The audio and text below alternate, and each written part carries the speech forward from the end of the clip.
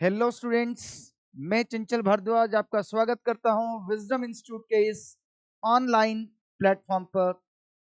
आज नया chapter start कर रहे हैं, that is magnetic effect of current. अगर आप लोगों ने इलेक्ट्रोस्टैटिक्स बहुत अच्छे से पढ़ा हुआ है तो आपको ये जो चैप्टर है बिल्कुल ऐसा लगेगा कि बिल्कुल वैसा का वैसा ही चल रही है, कुछ कुछ चीजों को छोड़ करके। और अगर वो चैप्टर ढंग से नहीं किया तो ये चैप्टर में आपको सूना सूना लगने वाला है।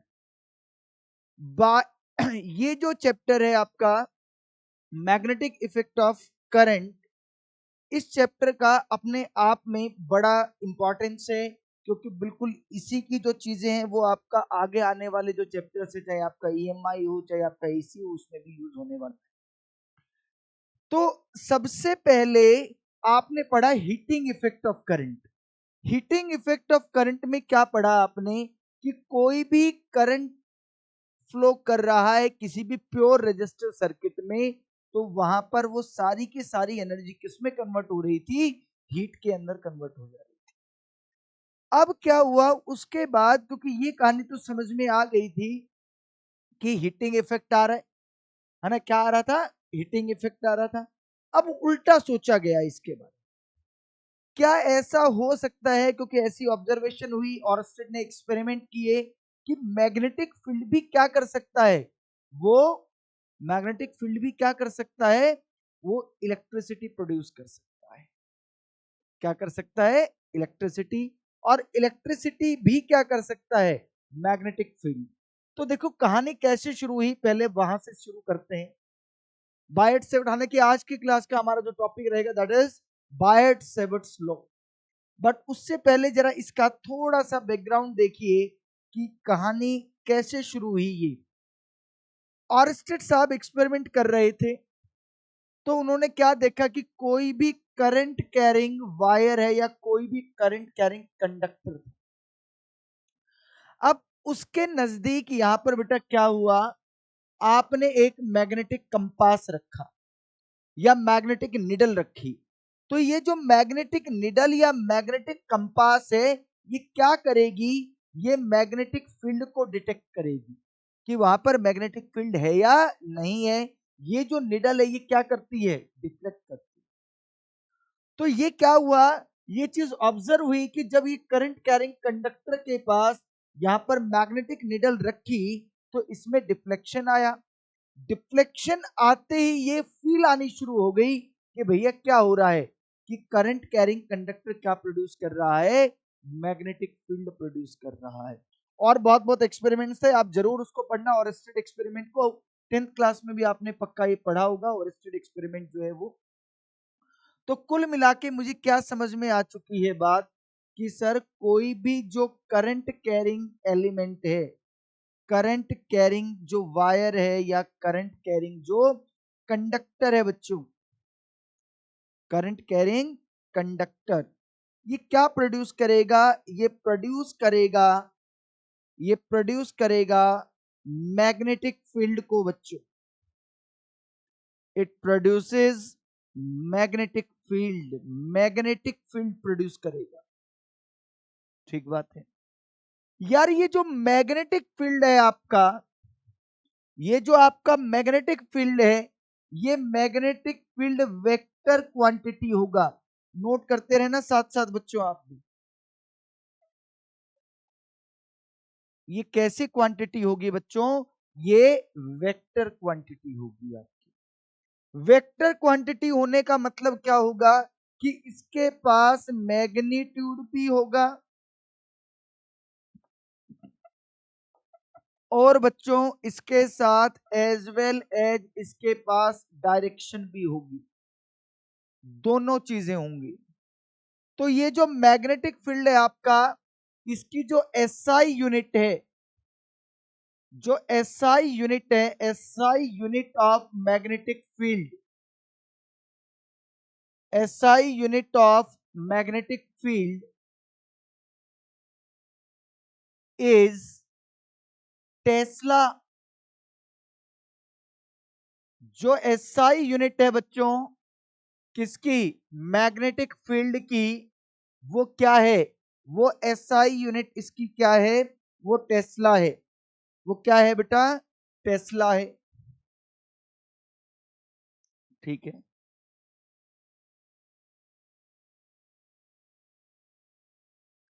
टेस्ला ये साइंटिस्ट का नाम था, उसके ऊपर यूनिट रखी है टेस्ला। और एक और यूनिट भी है बेटा इसकी, और यू कैन से, और वेबर पर मीटर स्क्वायर, इसको ऐसे लिख देते हैं भाई।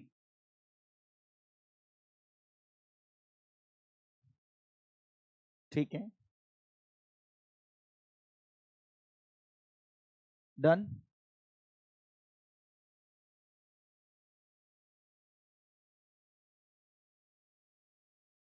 तो अब हम बात करते हैं कि सर ये जो मैग्नेटिक फील्ड है, भाई इस चैप्टर में अगर आप बात करो ना बच्चों, अगर हम इस चैप्टर के अंदर बात करें, कौन से चैप्टर के अंदर, मैग्नेटिक इफेक्ट ऑफ करंट, तो ये जो मैग्नेटिक इफेक्ट ऑफ करंट वाला जो आपका चैप्टर है ना, मैग्नेटिक इफेक्ट ऑफ करंट,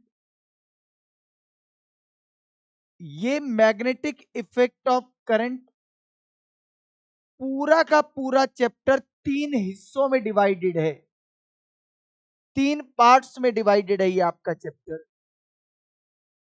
पहला जो पार्ट है बच्चों, वो पहला जो पार्ट है आपका वो क्या है, वो है calculation of magnetic field, calculation of magnetic field, magnetic field की कैलकुलेशन। तो भाई ये जो कैलकुलेशन ऑफ मैग्नेटिक फील्ड है, यानी कि डायरेक्शन भी और मैग्नीट्यूड भी जो फाइंड आउट करने वाला पार्ट जो है बच्चों, ये जो पार्ट है हम ये कैसे करते हैं, ये हम बेसिकली करेंगे कैसे, using Biot Savart law, using Biot Savart's law. और जो दूसरा लॉ है जो इसको गवर्न करता है, दैट इज एम्पियर्स लॉ और एम्पियर्स सर्किटल लॉ। ये दो लॉज का, इन दो लॉज का यूज करेंगे कैलकुलेशन ऑफ मैग्नेटिक फील्ड में। जो दूसरा पार्ट है, जो दूसरा पार्ट है बच्चों इस चैप्टर का, वो क्या है आपका, वो है calculation of magnetic force, calculation of magnetic force.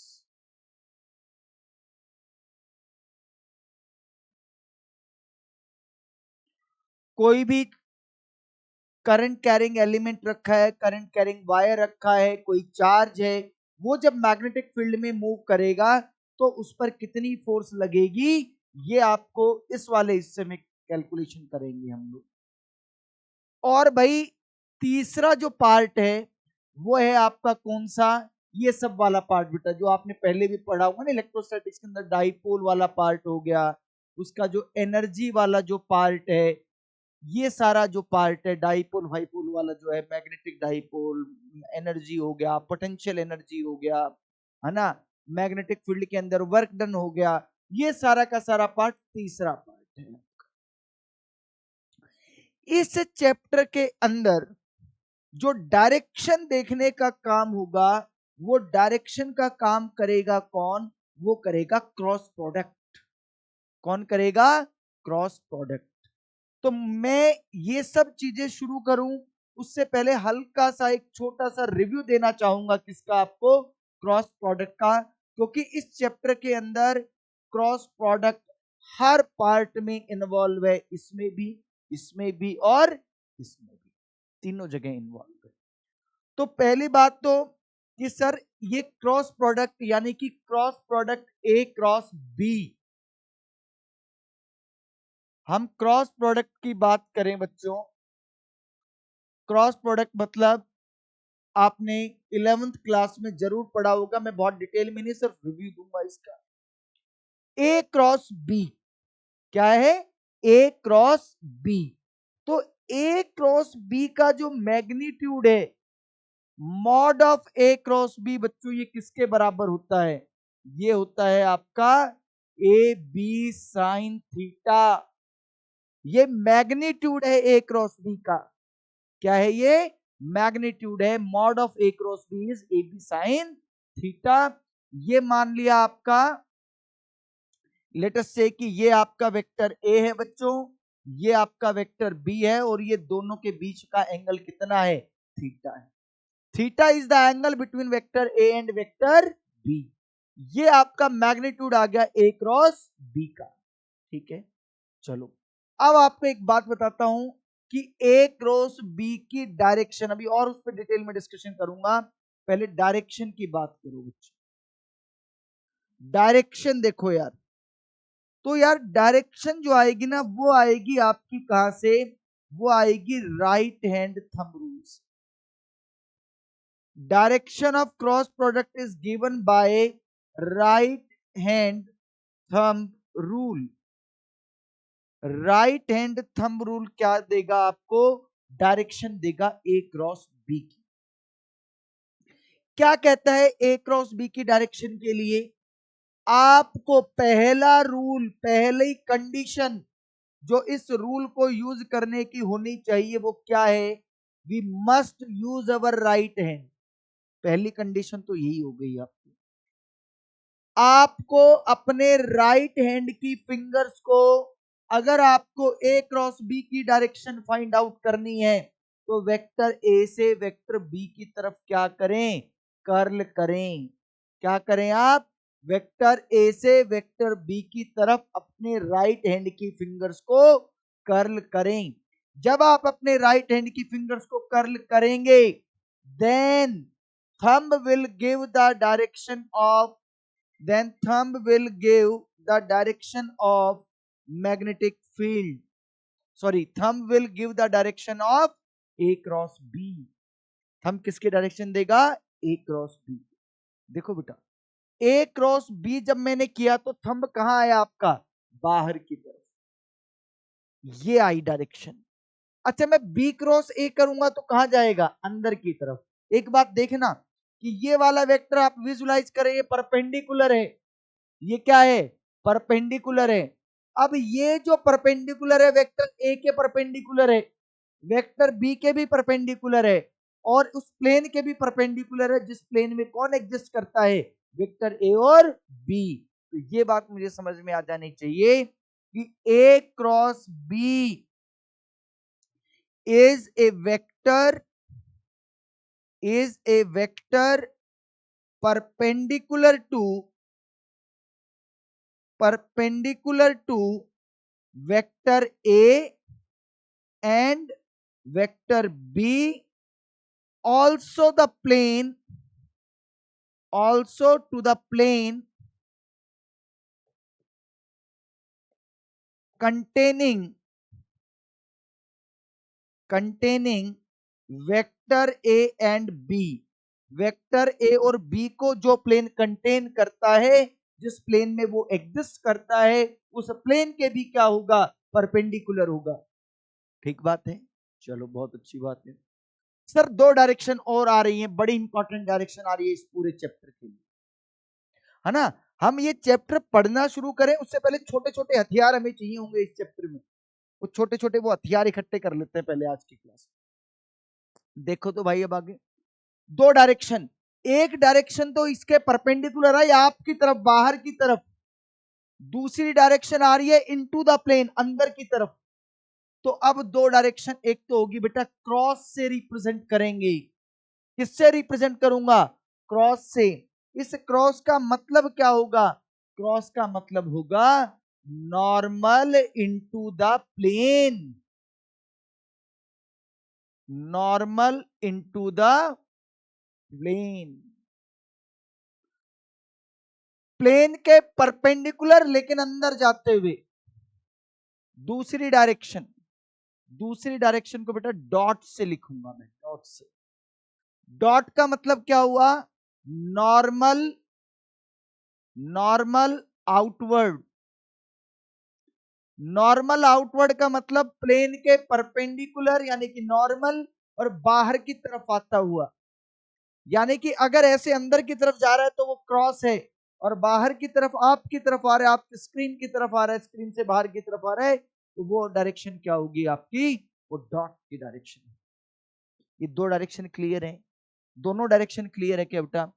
एक चीज और बड़ा काम की चीज, अगर दो वेक्टर्स परपेंडिकुलर होते हैं तो उनका जो डॉट प्रोडक्ट है वो क्या आता है, क्या आता है डॉट प्रोडक्ट, जीरो आता है।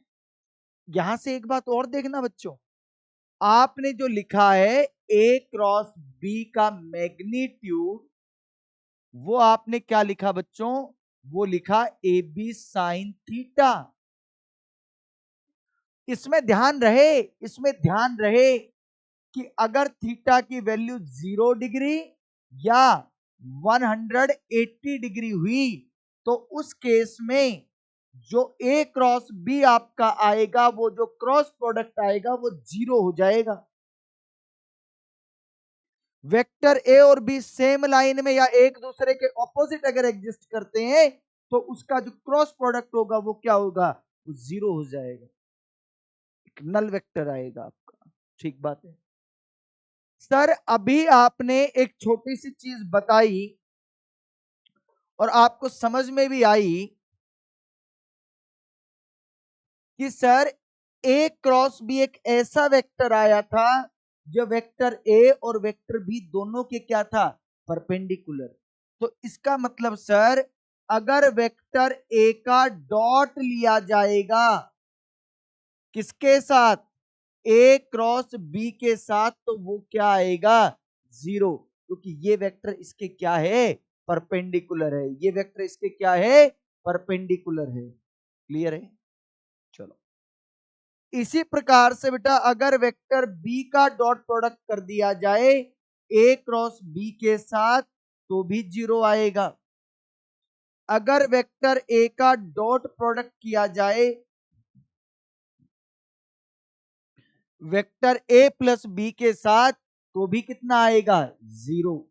अगर वेक्टर ए का डॉट कर दिया जाए vector A minus vector B के साथ तो भी जीरो आएगा, क्योंकि ये तो प्लेन को रिप्रेजेंट कर रहा है, उस प्लेन के ये परपेंडिकुलर है, और इसकी जगह बी भी हो जाए तो भी काम बन जाएगा, तो भी आंसर यही आने वाला। इतनी बात समझ में आ गई, दोनों डायरेक्शन आपको समझ में आ गई। आपका क्रॉस प्रोडक्ट मैक्सिमम कब होगा, A cross B, A cross B is maximum when theta is equal to 90 degree, that is vector A is perpendicular to vector B.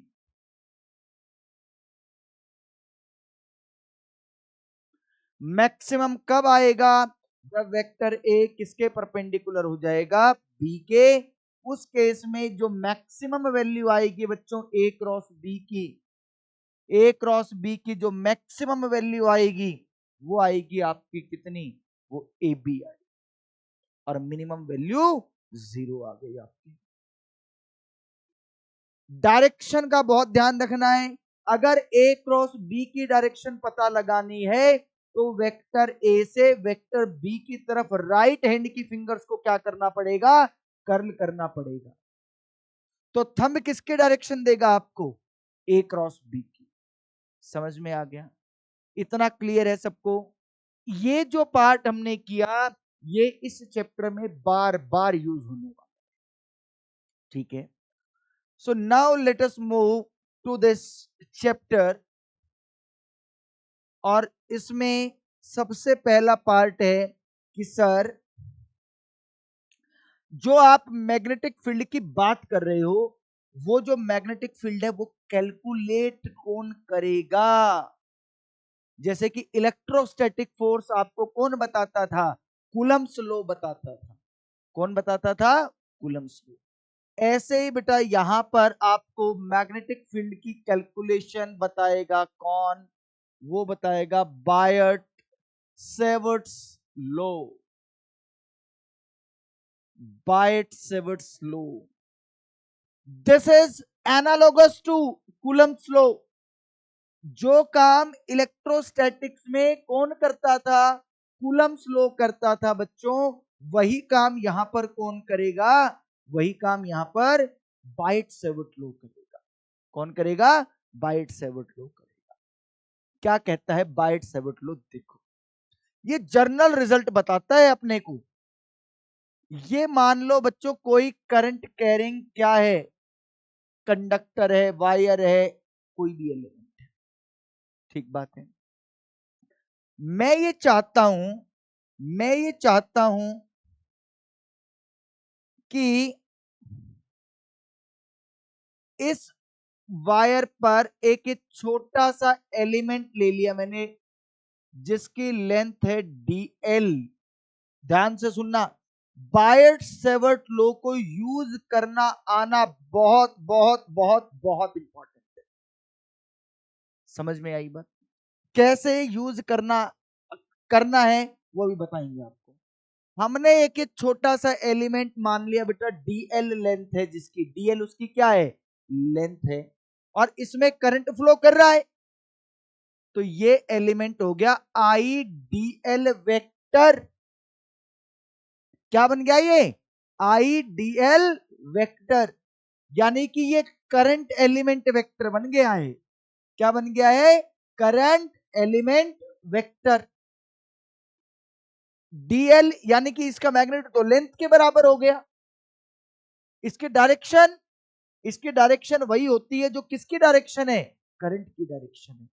किसकी डायरेक्शन है बच्चों, करंट की डायरेक्शन। तो इस एलिमेंट के कारण से, मान लो ये छोटा सा एलिमेंट है, इस छोटे से एलिमेंट के कारण से, इस छोटे से एलिमेंट के कारण से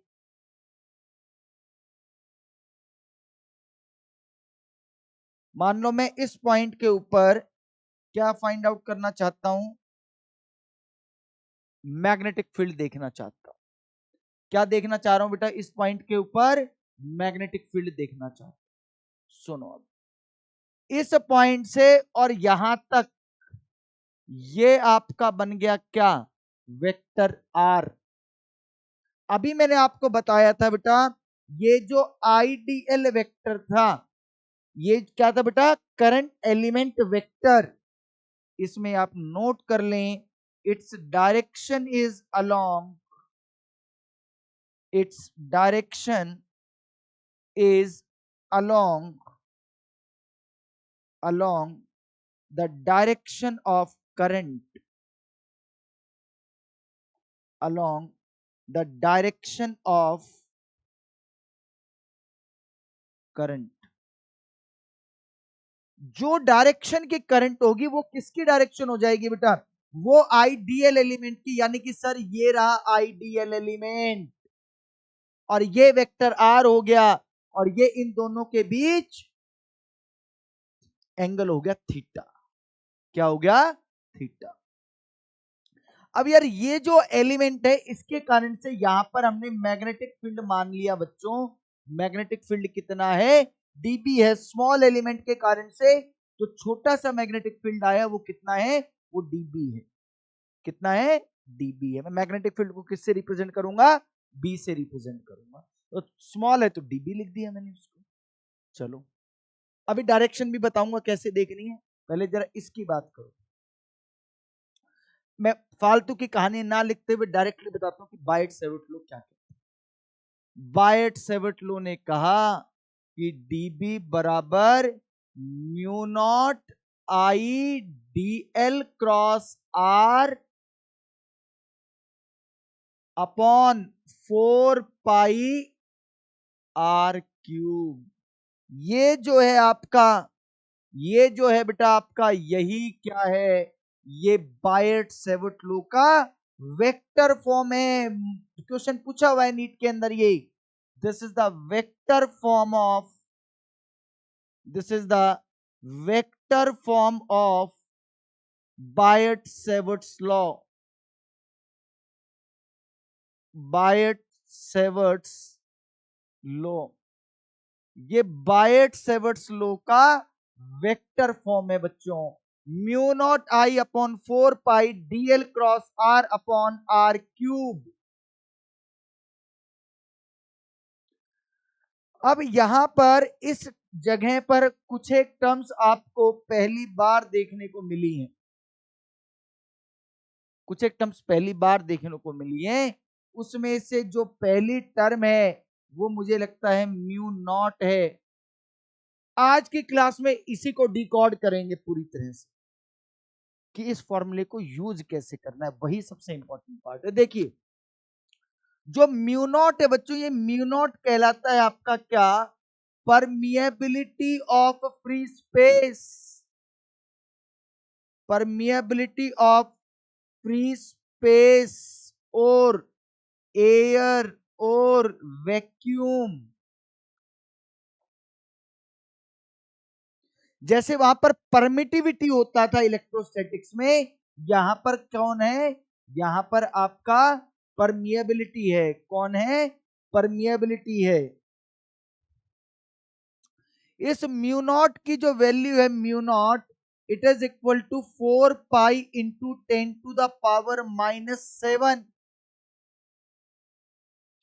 क्या वैल्यू है इसकी, mu naught is equal to 4 pi into 10 to the power -7।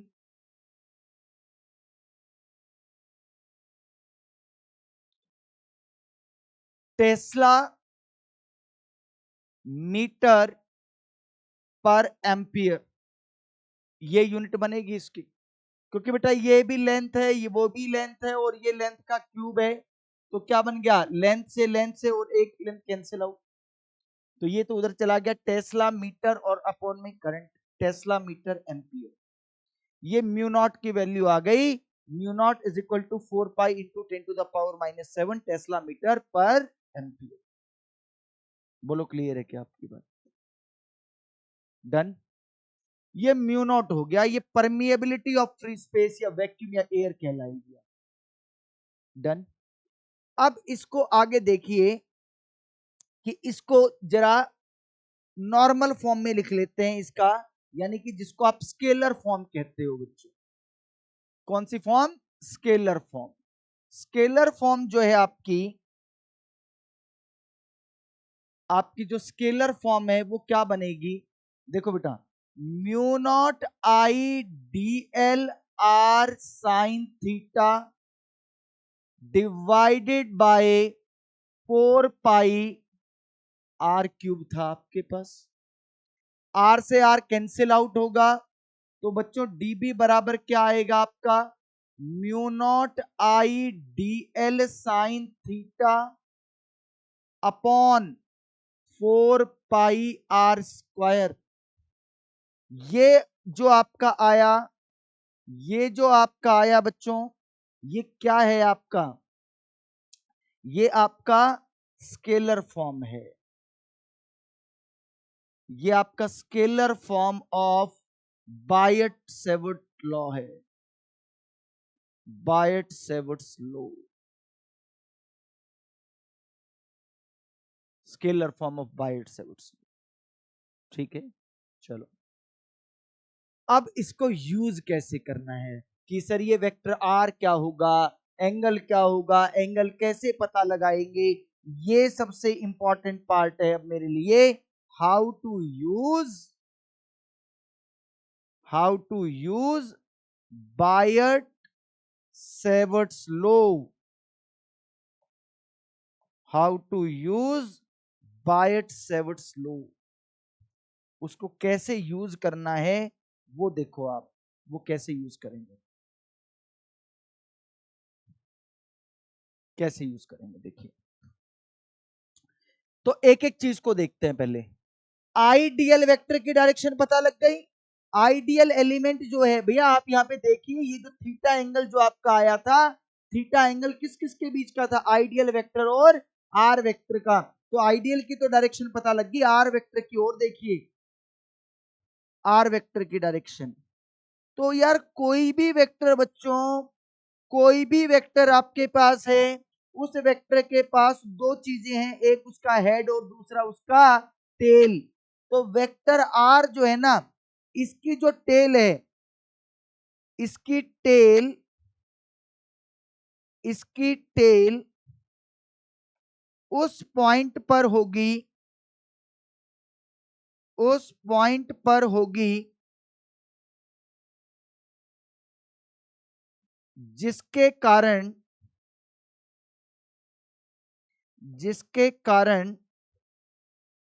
Magnetic field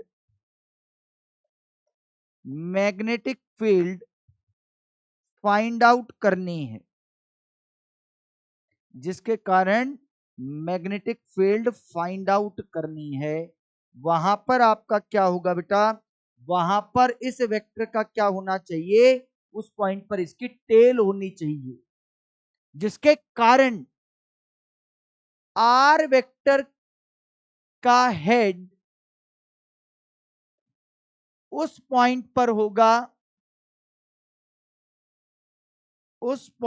होगा जहां पर मैग्नेटिक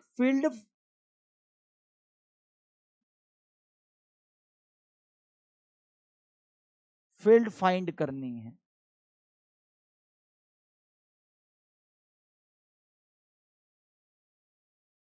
जिसके कारण, जिस एलिमेंट के कारण पता लगानी है, वहां पर तो क्या होगा, उसका टेल होगा। जिस पॉइंट पर पता लगानी है, वहां पर उस वेक्टर का, आर वेक्टर का क्या होगा, आर वेक्टर का टेल होगा आपका, आर वेक्टर का क्या होगा, टेल होगा आपका। क्लियर हो गई ये बात? तो अब आपको देखो कि आर वेक्टर का पता लग गया, डीएल वेक्टर का पता लग गया, बात बन गई है। और ये इसका वेक्टर फॉर्म आ गया, मैग्नीट्यूड स्केलर फॉर्म आ गया, mu naught I dl sine theta upon 4 pi are square. This is the scalar form of Biot Savart's law. जो इसका वेक्टर फॉर्म है, वो वेक्टर फॉर्म क्या है आपका, mu naught I DL cross are upon 4 pi R cube. ठीक है, अब इस फॉर्मूले को अलग अलग केसेस में कैसे यूज करेंगे, हम इसका एप्लीकेशन करेंगे सबसे पहले किसके लिए, फाइनाइट वायर के केस में, कि फाइनाइट वायर जो होगा आपका, उस केस में कैसे मैग्नेटिक फील्ड हम फाइंड आउट करेंगे। आप एक बार क्रॉस प्रोडक्ट की, अच्छा एक चीज और देखना बेटा, यहाँ पे डायरेक्शन की और बात कर लेते हैं हम। आप एक बात देखिए कि dB is equal to DL क्रॉस R आया है, इसका मतलब मैग्नेटिक फील्ड डीएल और आर दोनों के क्या होगा, परपेंडिकुलर होगा। तो ये बात भी लिख सकते हैं हम सर, क्या लिख सकते हैं कि जो मैग्नेटिक फील्ड होगा आपका, मैग्नेटिक फील्ड